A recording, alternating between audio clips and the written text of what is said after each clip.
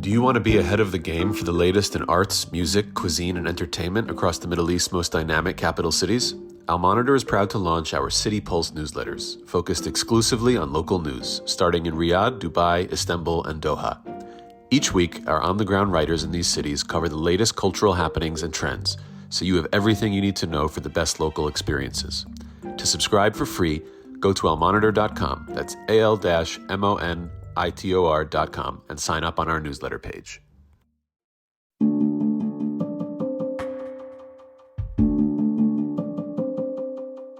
Welcome to On the Middle East, Al Monitor's podcast on the big and interesting stories in the region. My name is Amran Zaman, and today I'll be taking a deep dive into Syria. The country's new Islamist President Ahmed al-Sharaa made his first official trip to a European capital yesterday at the invitation of France's President Emmanuel Macron. His visit stirred a lot of controversy because of Sharaa's jihadist past. The mass violence against Alawites in March that resulted in the deaths of more than 1,000 civilians has not helped Sharaa's image. However, the emerging consensus in Europe is that it's necessary to give Sharaa a chance and to engage with him. Will Washington follow suit? With us here to discuss these matters and the panoply of challenges faced by Sharaa is Charles Lister, the head of the Syria Initiative at the Middle East Institute in Washington. So welcome to our program, Charles. Thank you so much for having me. Syria's interim president Ahmed al-Sharaa was here in Paris yesterday, and the visit, of course, stirred quite a bit of controversy. You had quite a few people saying, well, why was he invited? This guy is a terrorist. Others saying, well, okay, we understand that we need to engage with him, but shouldn't he have earned this visit first? Shouldn't he have been doing better? What do you say to all of this, Charles Lister? Well, I think as with everything related to Syria, it's complicated and it's much more grey than it's black or that it's white. I think by and large, much of Europe, if not all of Europe, and certainly all of the Middle East have made the calculation that whoever was running Syria's transition, it wasn't going to look good. It wasn't going to be clean. It was certainly going to be chaotic and still violent. But that the idea of a post-Assad Syria in transition presented a once in 50 plus year historic opportunity to try to reshape the heart of the Middle East. And so I think what we've seen, Emmanuel Macron take into his own hands is his attempt to be the first European to take that step. We've seen, similarly bold moves nearby from London, being the first European country, the first sanctioning entity to fully lift sanctions on Syria. And that's a pretty, aggressive push by some of the core Europeans, and certainly behind the scenes, it's been the Germans who have been pushing most aggressively to have, the full EU array of sanctions lifted. I think it's not totally a coincidence, the timing here either. Donald Trump is about to head to the Middle East for his first regional visit roughly a week from now. And it's already an open secret that the Saudis, the Qataris, and the Emiratis, the three hosts, have agreed to basically unify their language on Syria to Trump and push him to drop sanctions and for his administration to engage. So I think basically there is a collective effort with a not coincidental timing here to all push the same kind of message, which is this is messy, this is far from perfect. And Macron was very clear in some of his remarks yesterday, this isn't a blank check. We do have clear expectations. And I think I don't think, given the strategic opportunity here, that any of this should be particularly surprising.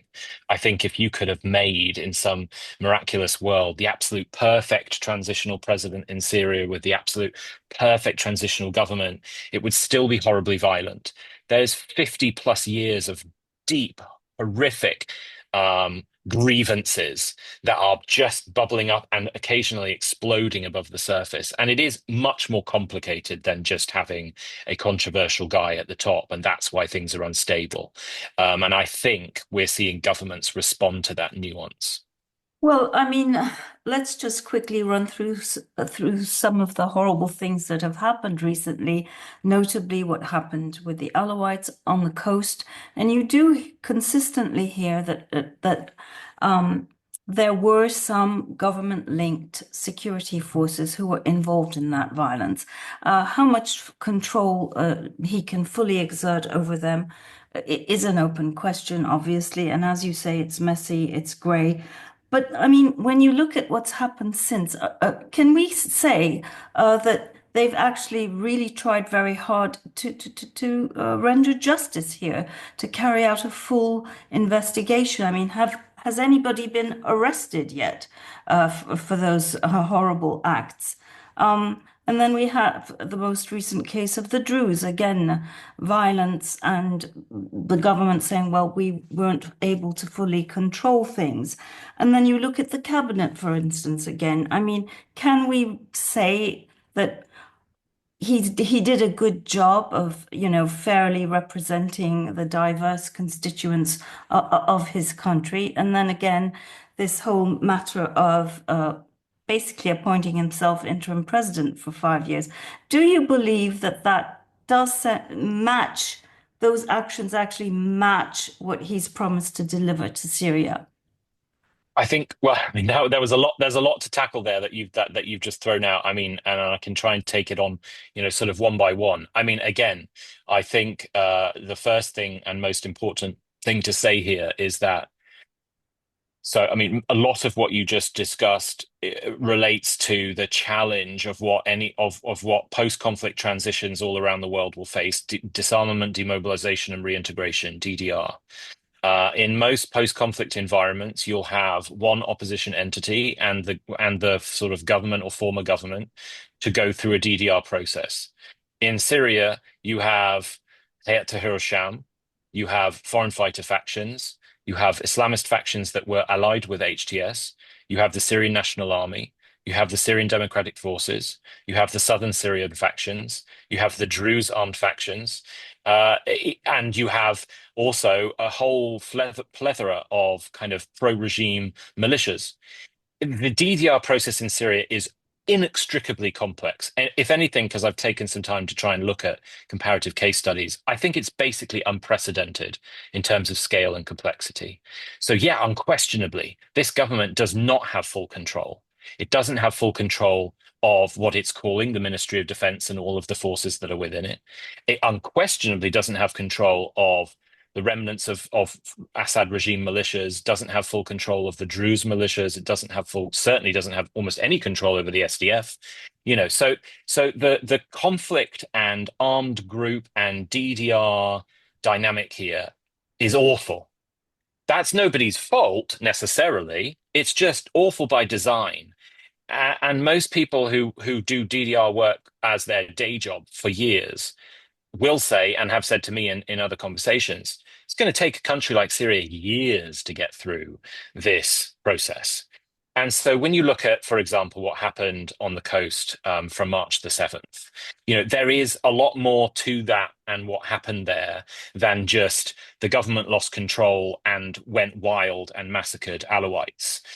It was started off by more than 50 coordinated attacks by pro-Assad, mostly Alawite, an armed insurgency that had been building since January.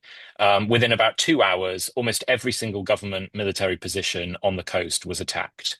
And as the government sent actual military forces to respond to those attacks, they were ambushed on every single main road on the coast. So something really quite sophisticated happened that night.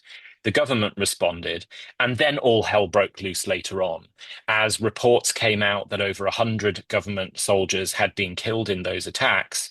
Men, not from the Ministry of Defense, but just men, armed men, drove as far as from Deraa in the south, all the way up to the coast to exact revenge. That then sort of raises this whole horrible issue of deep, deep, deep grievances against the Alawite community. And I was in Syria. I spent time in Latakia and Tartus, but I also spent time in many other areas of the country back in February. And I'm not going to sort of name names or identify particular minority groups or whatever, but there were members, including women, from minority groups, non-Alawite minority groups, who said to me privately, one day, things like, one day the Alawites are going to get what's coming to them. There is deep, deep grievances under the surface. So what the government did was completely fail to take control for about 48 hours. And you can certainly say, as a Syrian citizen, that's an unforgivable error. But I think as an analyst, I would say, no transitional government 3 months in would ever have had the capacity to take control But in that chaos. doesn't that call then for international intervention of some kind, the UN, somebody to act as an honest broker to help keep the peace, or is that I something don't know if you're actually not that would interested actually in? help No. matters. I mean, for 14 years, Syrians have accused all manner of different countries around the world of intervening on one side or the other side and interfering in Syria's affairs. I think from what I have heard from Syrians on all sides, including on the coast, is that some form of Syrian-led investigation has to be undertaken. Right. And everything from the UN Human Rights Commission to individual governments have all given this investigative committee the time and the space to do their job. Now, the investigative committee, which includes Alawites, demanded Ahmed al-Sharaa give them a 2-month extension so that they had the sufficient time to conduct their investigations. Ahmed al-Sharaa gave them 3 months. So they're still undertaking that work. So I don't think it's right of us to judge their failure before they've finished their work. I No, think that I'm not remains to be judging. seen. We're not judging, but has No, anyone been arrested, for example? yes, yeah. Arrested? How About a many? dozen men Okay, were arrested around within a 2 or 3 dozen men. days of the violence. And then, in terms of investigating entire units or different factions or what have you, that's all part of the investigation that's underway. And then when you look at, for example, the Druze issue, which, in the media space got lumped in as a kind of, replica of what happened on the coast. But it was wildly different what was happening with the Druze violence. The vast majority, over 80% of the deaths in Sahnaya, Jaramana, and in Sueda were combatants. And the significant majority of those were Druze militiamen and Bedouin militiamen from Sueda and eastern Dera.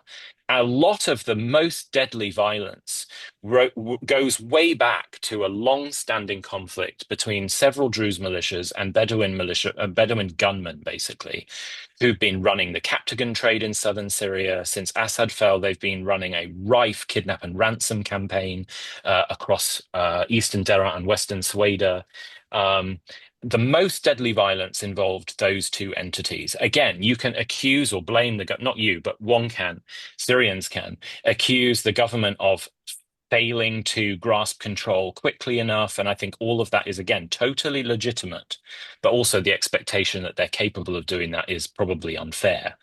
And so what we're seeing play out is a combination of, sorry, this is a very long answer. No, but But I asked you what many we're basically questions all seeing at once. play out is that the government doesn't have the capacity to rapidly take control in a chaotic environment in which the DDR process is in like the first page of 500 pages of a process. And in a country riven by decades of very, very deep intracommunal, inter-ethnic, intersectarian, interpolitical conflicts. And so, and then on the Druze issue, you throw Israel into the mix, seeking to intervene on behalf of some Druze and not on the side of other Druze. The most powerful Druze militias, by the way, from the first day of violence in Jaramana, have been working with the government to try and put an end to the violence. So it is complicated and it is messy. And of course, there needs to be justice for anyone who has committed crimes, no matter what side, what party, what armed group they may or may not belong to. My main sort of issue here is all of this was horrifically, tragically inevitable. This transition was never going to be clean. after the coastal violence, what I heard from most of my Syrian friends was that they were amazed it took 3, 4 months for something like this to happen. And so there is, again, tragically, a kind of acceptance inside Syria that this is tragically inevitable. But it does emphasize even more the extent to which, particularly this DDR issue needs to be dealt with. Yeah. And you feel confident that President Sharaa is committed to rendering justice in this case? I think he has no choice but to. Mhm. I mean, if he doesn't, then his whole mission of, leading the country, and there's no question he sees himself as a kind of modern day Syrian MBS figure, a kind of monarchical prince. No question that he sees himself in that way. But if that's ever going to be sustained, then of course he has to show a semblance of justice. But then that raises a whole other issue, which is that the entire government has no resources. And I'm not here just talking about money. I'm talking about manpower, expertise, professionalism. So when we talk about transitional justice, which is obviously a hugely significant issue as far as Syrians are concerned, Of we course. have seen since late December dozens of senior, really senior regime generals, colonels arrested all across the country. Okay, so from the first step of transitional justice, and from the perspective of most Syrians, good. But since then, God knows where any of those men have gone. If there is a justice process, nobody's seeing that play out. There's no trials, there's no procedure. And if there is, it's completely invisible to the population. And that's a huge issue that the government needs to tackle.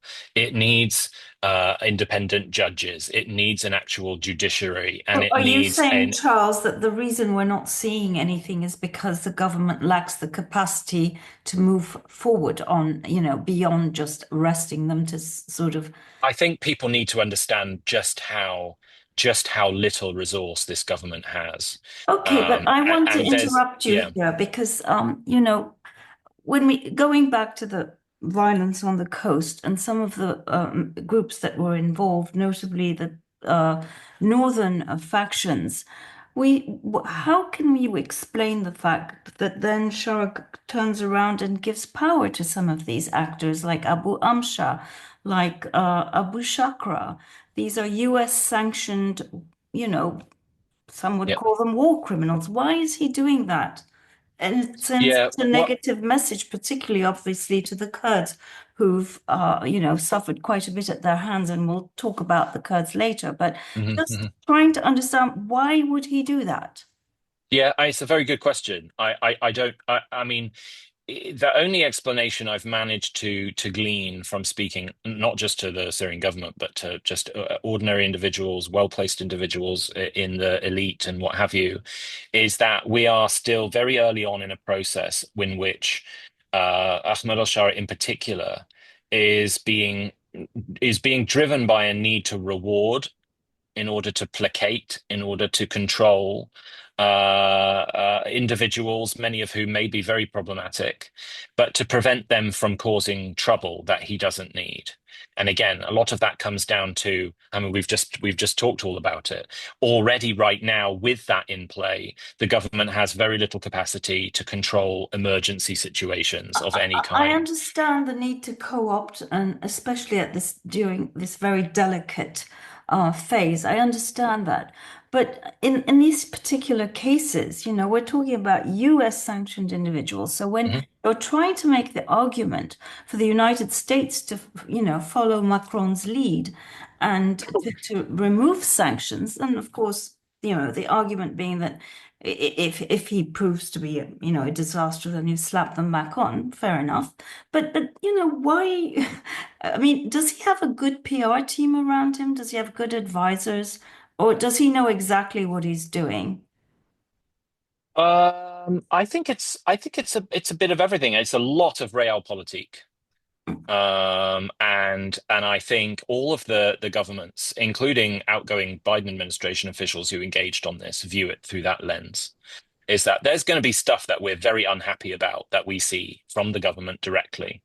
But the key thing is that ultimately, in the long term, this transition stabilizes, it widens, it broadens, it encompasses more and more of society. I mean, the idea that the first transitional government 3 months in was going to be completely representative of all factions, entities, communities, sects, and ethnicities in Syria was never going to happen. Just to be blunt about it. But the fact that we went from a caretaker government with 24 members of HTS to a transitional government with 4 members of HTS was a significant move forward. It's those things that the foreign governments are looking at most closely. And they've just, in a very realpolitik cold way, factored in that there is going to be a lot of mess, and that includes, tragically, blood in the time being. And again, this was a country in which for 14 years, 50 to 60 people were dying every week. And on average, since Assad fell, that hasn't changed much. But it's not an increase. It's not that Syria has got wildly more unstable. It's just a continuation of the same level of instability, localized, regional, provincial violence that we saw before. And it was never going to end. That's the horrible, tragic thing. Nobody can ever excuse that. But it is that Syria as a country has been so deeply torn apart, divided, turned against each other, that this is just the way things are going. So it's not that there's some master plan. It's not that anyone out there is turning a blind eye to crimes or violence or justice. But just as the international community took a pretty cold-blooded realpolitik view of supporting armed groups of all kinds, including, let's say it, the Syrian wing of the PKK for 8+ years in northeastern Syria, but they did that for a similarly realpolitik reason, which was we had to deal with ISIS, which was a greater strategic priority. They're also taking a similarly cold-blooded realpolitik view of this transitional government, which is that it's far from perfect. It has deep, deep problems and issues. It is certainly guilty of various crimes and errors along the way, but that if in the long term it leads to something better, that's the priority. Well, I Um, mean, I'm not projecting any kind of real commitment to promoting democracy to any of these Western governments that you're mentioning, and that are obviously very bloody minded about things, and mm. I'm sure very interested in getting an economic foothold in Syria going forward. No doubt about that. But this is obviously a seminal moment for this country, you know. It's being reshaped, reborn, and this does present an opportunity, nonetheless, for everybody, however pragmatic or whatever you are, to help sort of nudge it in the right direction. So, the Constitution, what, you know, okay, the cabinet, I get it. He needs to sort of be very pragmatic about things and bear in mind the different sort of, you know, constituencies and balance of power, whatever. But the Constitution, I mean, don't you think they could have done better with that? I mean, well, it was just a constitutional declaration, so it's not the Constitution. Okay, I right, think we fair should say. So, enough. I mean, so again, this is like sort of page one of a very, very long page book that's going to take 4 to 5 years to write. And I think what we have seen, for good or for bad, is that this transitional government has, through their kind of local Arabic media channels, very, very frequently, and obviously the Constitutional Declaration is like a big macro version of this, but has very frequently kind of leaked various kind of ideas or proposals in order to get a popular response. Is it a good idea? Is it a bad idea? The stuff that gets big kickback then suddenly gets, so, oh no, that was just fake. That wasn't a real proposal. That wasn't a real policy. The way I look at the Constitutional Declaration is exactly that. It was a test to see what gets support, what gets pushback, and what gets changed.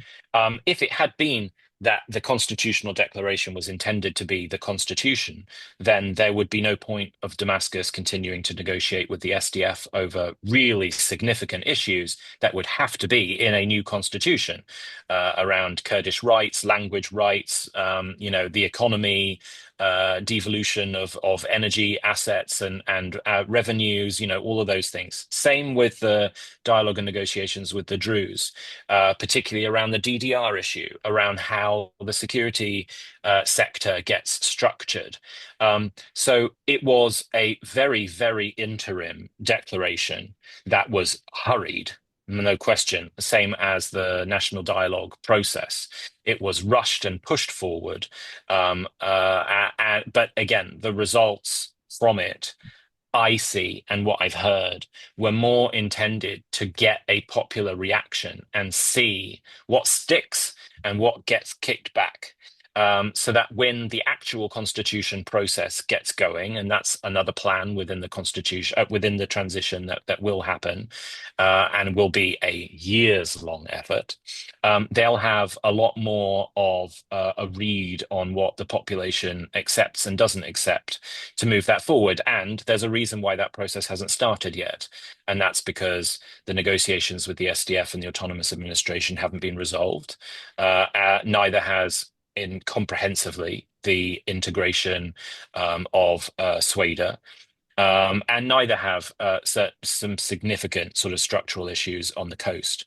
So until those issues are resolved, it wouldn't even make sense to start drafting a So, constitution anyway. I mean, from the get-go, Sharaa seemed to be telling us that, he wanted a central, he didn't believe in devolution of power, in Hmm. Hmm. federalism, local autonomy, any of it. But do you think the pragmatic guy that he is, and he's clearly a very, very bright guy, Hmm. that now that he's sitting in Damascus, he's beginning to realize that perhaps that's not a realistic goal for Syria. And what's de facto happening is, in fact, that he is, at least for now, appearing to tolerate a devolution, and like what we saw happen in Aleppo, for example, what's playing out in Tishrin. This is with the Kurds, Hmm. Hmm. the audience that it doesn't Hmm. Hmm. talk about.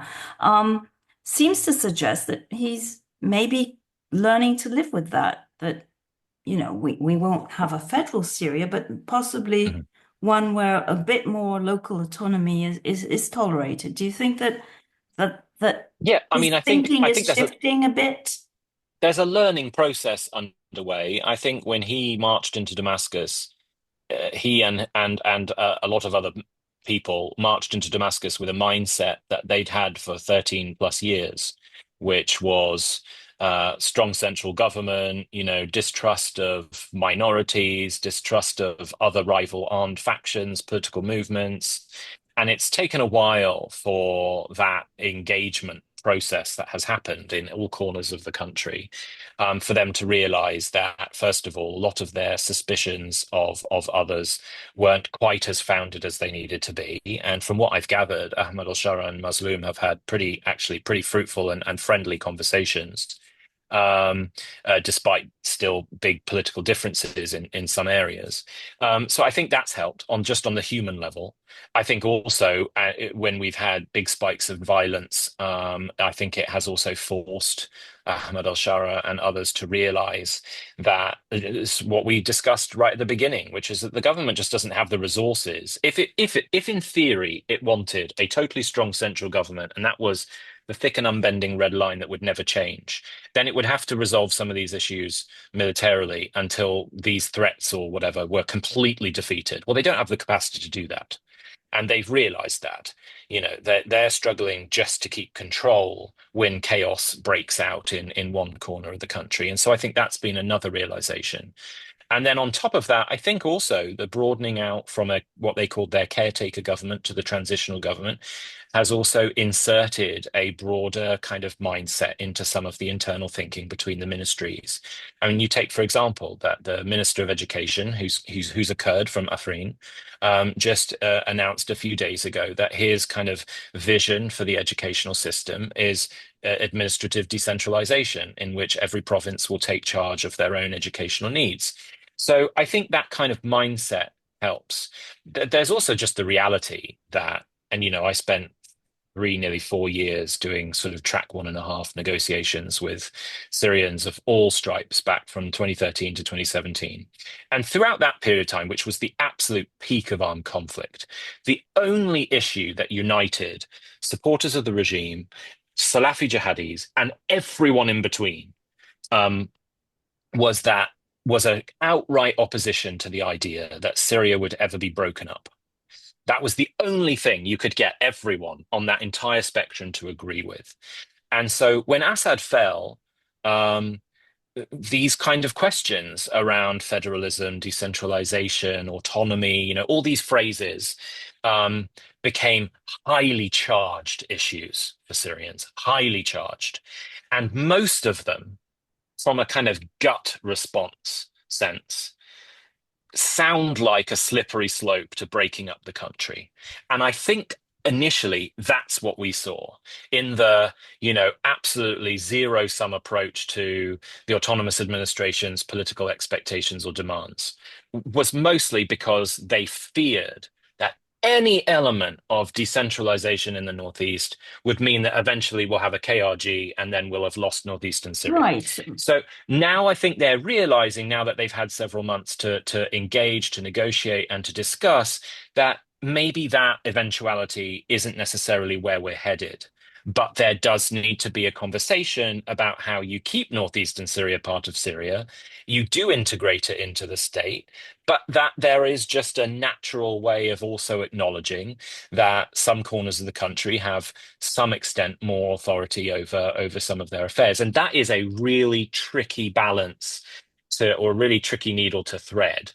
And then a whole nother layer of complexity is that when you have, for example, as we've just seen, violence in Sweden, it then has a kickback effect in terms of what's happening in terms of the negotiations between the SDF and Damascus. And in that, I mean, Hikmet al-Hijri was the primary relationship that Mazloum had in Sweden. Now, Hijri has traditionally been the one core Druze leader who opposed any deal with Damascus. Well, he's really fallen out of favor in Sweden in the last few days. And I don't think it was a coincidence that as he was falling out of favor in Sweden, Mazloum ended up traveling to Deir ez-Zor and having a meeting with Damascus. Suddenly, his more suddenly hardline view on the negotiations, because they really broke down a couple, 2-3 weeks ago, suddenly shifted to being more constructive and more willing to engage all over again. So there's a lot of moving parts here that cross over onto each other. Today's transformation of the Middle East is at the center of global geopolitics. Whether you're an analyst, diplomat, executive, or academic, you need the best reporting and analysis to understand what's really happening on the ground and what it means for the world. Al-Monitor is the award-winning independent leader in Middle East news. From Riyadh to Beirut, Abu Dhabi to Doha, and Baghdad to Tehran, our team of over 100 expert journalists report daily on the top stories driving the regional trends. Download our mobile app and subscribe to Al-Monitor to follow what leaders and decision makers are reading every day. Go to almonitor.com, that's AL-MONITOR.com, and use promo code POD25, POD25 for a discount. I think we're coming to a bit of an inflection point with the Kurds because there's this whole business of oil.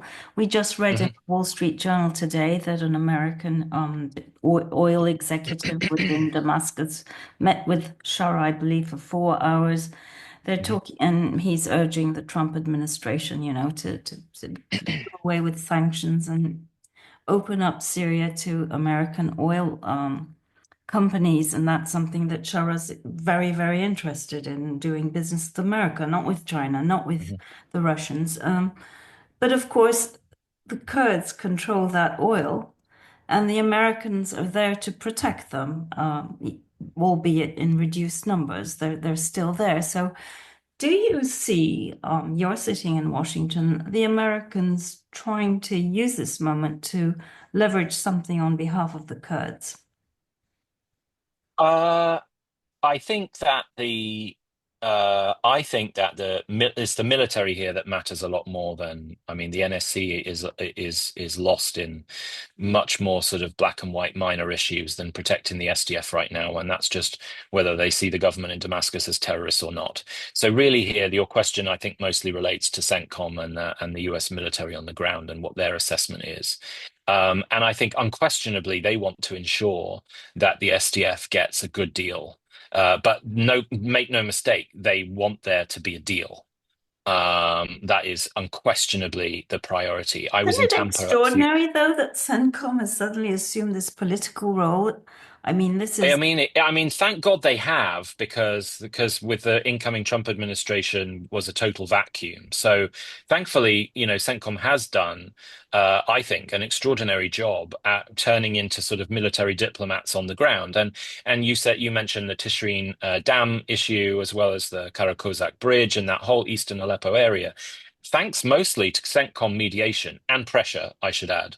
That whole conflict line has completely calmed. And that was thanks mostly to US mediation. I don't think there would have been a deal without CENTCOM's pressure to make that happen. So, I mean, I think first of all, we sort of have to, in many ways, praise them for what they've done on the ground. But they have taken on those steps because they have pivoted and adapted to new realities since Assad fell. And I do think that it's really important people acknowledge the shift in their strategic calculation here. And it's not just driven by a recognition that Trump will probably eventually want a full departure, but it predates that. The assessment changed under Biden, and when CENTCOM reviewed their policy priorities in northeastern Syria, and it is now focused on, as I was told in Tampa just a few weeks ago, ensuring that the transition in Damascus stabilizes and succeeds, and that the central state exerts a monopoly over the use of force. Now, when you put those two things together, it doesn't sound particularly advantageous for the SDF. That basically means that all guns in Syria need to be officially under the control of Damascus, which means that the SDF has to make a deal. It's not a coincidence that the first US troops to leave Syria left Deir ez-Zor. The plan right now is to see Deir ez-Zor fold under government control. That's the next and phase that's where most of the being oil being is, right? I mean, being quite a bit of it. negotiated. A good amount of it, certainly, but it also happens to be where the Sunni majority lives, and where the SDF has always had You the mean the least Sunni kind of Arab majority? Sunni Because, Arab yeah. majority. Sorry, yeah, and it's also, of course, where the SDF has had the least kind of handlehold over local dynamics. But I think we all need to sort of acknowledge and recognize where that US adaptation is going, which is that the SDF has to make a deal. Very early on, the SDF left Manbij. That was because General Kurilla flew to northeastern Syria and told Mazloum, "You have to leave Manbij." It happened. So the SDF is under a lot of pressure here to give concessions, and quite frankly, from a Syria specific perspective, they don't have the kind of advantages they had before. There is a very strong Syrian desire for the country to reunite. Yes, the decentralization conversation is all part of that. But the idea that there is an entirely separate entity in the Northeast is no longer basically acceptable for Syria, and it's no longer acceptable for CENTCOM. Oh, CENTCOM it is doesn't seem coordinating. sustainable. No. Well, it's just not sustainable, exactly. So I think that's an important shift to acknowledge, but it means that these negotiations have, all the more importance because I do think the clock is ticking for a US presence on the Well, ground to well, keep being there. but we also heard President Macron yesterday say that he wanted to see the SDF and the central government join forces against the Islamic State. Is that Mhm. something that CENTCOM is also encouraging? Well, I mean, I think from their perspective, their long-term desire would not be to see two separate forces coordinating together in Syria. They want them to be one force. Um, and And of course, that's that's very the tricky big, too, meaty because disagreement of what that yes. looks like. Now, I do think what's happening in Sweden is encouraging. You said a little earlier that, the government seems to be coming around to the idea that decentralization in some form is probably the way forward, at least in some cases. And I think what the deal we've seen implemented in Sweden is precisely that the interior ministries, what they call the public security force, is now in charge of internal security in Sweden, but it is entirely staffed by Druze men from the core Druze militias in the province. Now, in theory, that on a smaller scale is exactly what the perfect solution should look like for the Northeast. Of course, the problem is that the Druze militias are nowhere near as powerful as the SDF in terms of numbers, and arguably in terms of sort of professionalism and training. And that's why Damascus is still taking a harder negotiating line on this. And I think we should also see this as it is a negotiation. You know, Damascus will continue to say they refuse to allow the SDF to keep all of their fighters in the northeast because it's a negotiation. And frankly, they know that Turkey's sort of breathing over their back a little bit on that particular issue. But I still think, if I was forced to guess, that I still think we'll probably see eventually a sort of replication of what we're now seeing develop in Sweden for the Northeast, but where the SDF's forces are considered part of the Ministry of Defense, commanded from Well, Damascus, that's something but Turkey is okay predominantly, with as well. I mean, you've yes, had the yes, Turkish exactly, Minister of Defense say just right, that. And indeed, even exactly, Erdogan, when they were until recently saying that the SDF should collapse itself and, kind of right. disappear, lay down its arms, etc. So the Turks aren't breathing quite so heavily. And the Turkish, well, the peace initiative, if that's what you want to call it, I'm not sure what to call it, that's happening in Turkey obviously has had a positive Hmm. impact Hmm. also on all of this. So how much influence would you say Turkey has over Shara? Because this is a matter of much debate. And Yeah. I've heard through one of my very credible sources, Erdogan complaining that he had only about, as he put it, 50% control over Hmm. Shara. The Kurds would say Turkey has absolute control over him. You know Shara, you know the Turks. What do you think? I'm not even sure if it's 50%, to be honest. You mean it's even I less? think, yeah, I mean, they never had a close relationship in the Northwest. It was a relationship of convenience, but it was a very awkward relationship. I mean, it was only run through intel channels, and those intel channels were a challenge. In what You know, way? I mean, I guess, gosh, in many, many ways. But I mean, we can take the example of in the run up to the November the 27th offensive on Aleppo that, led to all of this dramatic change. That offensive was meant to start in October. And Turkish intelligence put a stop to it when they found out that HTS was about to launch an offensive on the regime. Not only did they put a stop to it by sending a MIT delegation to Idlib city to say, "Don't you dare." They then fed intelligence to the Russians, who then launched for the first time in 6 months jets into northwestern Syria's skies and conducted a 5-day air campaign on all of the frontline positions that HTS was going to launch its offensive from. So just that as a sort of, the Turks jumped on the bandwagon once Aleppo city fell, because then I think they realized that their fears that this was going to just result in instability along their border, we'd sort of passed that game. And then they actually So you're realized there was an saying that they opportunity. didn't green light the offensive. No, 100% not. But they jumped on the bandwagon once Aleppo fell, and then were actually actively passing That intelligence and President what have Trump you. is crediting Turkey with Yeah. doing Well, I all mean, of them. there's lots of opinions out there, but that I know for 100% fact that they were dead against the idea because they didn't realize the regime was as weak as it was, and they thought that an offensive on the western Aleppo countryside was just going to result in a catastrophic rise of instability on their border. But as I say, once Aleppo city fell, Turkey very quickly realized that it had an opportunity, and it doubled down on that opportunity from there. But anyway, the main issue is. Um, Even beyond the history, I think Shara realized that when he took Damascus, if he was in any way genuinely perceived as a Turkish puppet, he would instantly lose his opportunity for a wider Middle East regional support. Um, and so he has, from day one, sought quite proactively to balance his regional relationships, and we have all the obvious examples. It's not a coincidence he went to Saudi Arabia before he went to Turkey. That was very much orchestrated. It's not a coincidence that the military accord that was signed with Turkey was never made public. He doesn't want it public. It's also not a coincidence that Turkish troops haven't actually fully established themselves on any Syrian bases. That's because the Syrians, including Sharaa, have been pushing back against that idea because they know what it looks like. They also know that it will send the Israelis insane. So the Turks are pushing. They've sent engineers in to look at stuff. But in terms of military forces, there is a reason why nothing like that has developed. And it's mostly because the Syrians are pleading with the Turks to back off and slow down. Because again, there would be significant concern from the Trump administration if it started to look like the Turkish military was establishing a military presence all across Syrian territory. So there are a lot of moving parts here. And also, I'll add another thing here, which is that that Syria has been part of a regional security conversation involving the US as well to form this new regional security alliance, Syria, Lebanon, Turkey, Jordan, Iraq.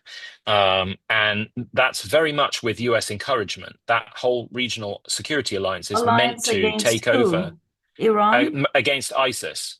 So Oh, that. this is Okay. supposed to replace the US if and whenever Right. the US fully leaves. Now, as part of that, the Syria that enters that alliance down the line or activates that alliance cannot look like a Turkish-owned Syria And because you then that said whole alliance Israel would breaks be down. part of this alliance, did you? I'm If sorry. I did, I didn't mean to say You Israel. rattled No, off Israel all these wouldn't. countries, and but in effect, I would imagine that that's certainly something the Trump administration would want, sort of 100%. Yeah. um, and we just heard Reuters had the story of the UAE brokering talks between Mhm. Israel and Sharaa, but then the UAE denied this. What is actually going on there? And from your, Mm. I mean, your sources, what are you hearing? Are the Israelis open to any of this? What So, I kind of mean, accommodation could be reached between these two countries?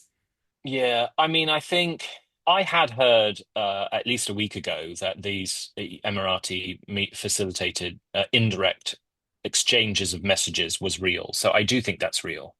I Hmm. don't know how substantive it has become. It's Hmm. more, that it's more Damascus saying stop, and we have no cause for aggression or hostility across our borders. And I think it's also Israel making demands for certain expectations it expects of Damascus. And of course, some of those demands align with what the Trump administration has demanded from Damascus. Then we also have the Turkish-Israeli dialogue, which has obviously extensively discussed this idea, and I think they're meeting again pretty shortly to discuss In Baku, all I of think, this. right? Yeah. So I mean, I think there's a lot of different ways to look at it. Look at this issue, and I don't think it's clear at all that. But for now, Israel's posture is post October the 7th, we don't allow potential threats to develop. We preemptively take them out before they develop. And that's exactly what we've seen them implement since December last year. The problem is, for now, there is no threat from the Syrian side of the border, but Well, there never by has preempt, been really since well, yeah, 1974, was it? I mean, exactly. But by preemptively attacking a perceived future threat, they may very well be creating a self-fulfilling prophecy. And that is a real danger that the Syrian street has gone from a place where in December, I think Syrians quite grudgingly accepted that Israel's 650 airstrikes across the country were they weren't happy about it, but they sort of just accepted that this was a kind of predictable response. But what followed since, in terms of these repeated ground incursions, strikes across the country, and threats near the against the presidential government palace. and the presidential palace, and killing Syrians, um, that has really changed the street. And there will come a point somewhere down the line where Shara and the government will have to start listening to the street. I mean, it's kind of remarkable how pragmatic the government has been in Damascus until now. And they are clearly being pragmatic because they know all hell will break loose if they ever did try to push back. But the street isn't going to accept this kind of placating government forever. And that's the tricky dynamic. That's why the Turks have tried to push back. That's why the Emiratis have inserted themselves. And it's also why this is going to come up during Trump's visit to Saudi Arabia, that this is an urgent issue that needs resolving. Well, there's so much more one could discuss. It's fascinating, but it's also a unique situation of a man of his background coming to lead Hmm. Syria and now being embraced by some Western leaders. Mm. It's a unique moment, isn't it? And Right. I think places a huge responsibility on his shoulders. And of course, you used the word prince. He clearly isn't somebody who likes sharing power. That wasn't what Idlib looked like. And he probably believes that Syria needs a strong man if it's to sort Hmm. of Hmm. hold together and rebuild itself, that you can't just, sort of have a democracy, because that can't really work for Syria. But can we hope that he may think that sometime in the future that could work? Do you Well, think or because you yeah, said Prince, so that kind of stuck yeah. in my head. No, I mean I have very little concern about Ahmed al-Sharaa's ideological, religious ideological views anymore. But I do have concern about his sort of dictatorial tendencies. And I don't mean dictatorial because he's asserting himself dictatorially, but more that, as you say, Well, he he can't has yet, he quite. has a hand in power, and in many ways he's been, I think, talked up by many. I mean, the amount of government officials, not just in the region but also in Europe, who I've heard say he's a remarkable individual and he's so incredibly intelligent and nobody could be doing anything, nobody could be doing what he's doing except him. And yeah, I think that's also gone to his head. And I am concerned somewhat that when the 5-year transitional period ends, he's not going to find it natural to let go of that power. And it has caught, and this could be a whole nother conversation, but I think there's an internal debate in Syria as to whether or not the greater influence on this transitional government is a kind of neo-Ottoman vision, or the kind of MBS constitutional monarchy, in which you do have this kind of king or prince at the top, and then you have a government underneath that does most of the work, but doesn't do anything without the permission of the I of the mean, kind of kingly Syria figure. is so different to Saudi Arabia, isn't it? Of course, In yeah, so of many course it is. ways. And Yep. I mean, it's one of the most sophisticated countries in the Arab world. It Hmm. has really Yep. hugely talented, educated people. Um, Time will tell. I mean, we're and so early in this it is process. early, and it's a Um, very exciting moment, and for you especially, since this is what you do 24/7. it's Well, been thank you busy. so much for setting aside the time. I mean, this is probably the longest podcast I've done, but I just couldn't stop. So thank you so much, Good, Charles, great. and look forward to having you on again. Absolutely fantastic. Thanks for having me, and let's see how things go. And this brings us to the end of my conversation with Charles Lister. It was longer than usual, but every second was fascinating. I hope you enjoyed it as much as I did. Thank you and goodbye.